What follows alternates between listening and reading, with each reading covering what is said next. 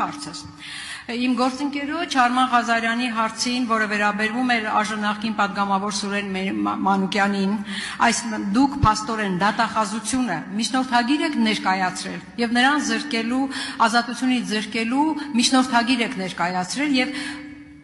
այս ամենը այն պարագայում, երբ հիմքեր չեք ունեցել քրեական գործ հարուցելու համար, սակայն ապօրինի ոչ միայն քրեական վարույթ եք նախաձեռնել, այլև մեղադրանք ներկայացրել ու այժմ անձը գտնվում է կալանքի տակ։ Եվ դուք հիմա պատասխանում ասում եք գործը դատարանի տիրույթում է։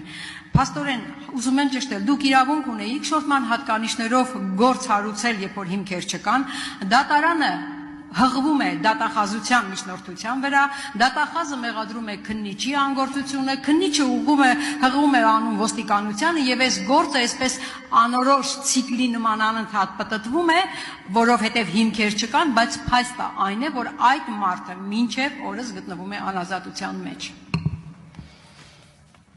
Տիկին Գյուրեղյան, մեր դիրքորոշումը ներկայացված է մեղադրական եզրակացության մեջ, ես հստակ ասացի եւ որևէ մեկի վրա, ոնց որ դուք եք ասում, որոշ բան չենք գցում։ Ներկայացրել ենք մեղադրական եզրակացության մեջ մեր դիրքորոշումը, եթե պաշտպանական կողմը որևէ միջնորդություն ունի, զրկված չէ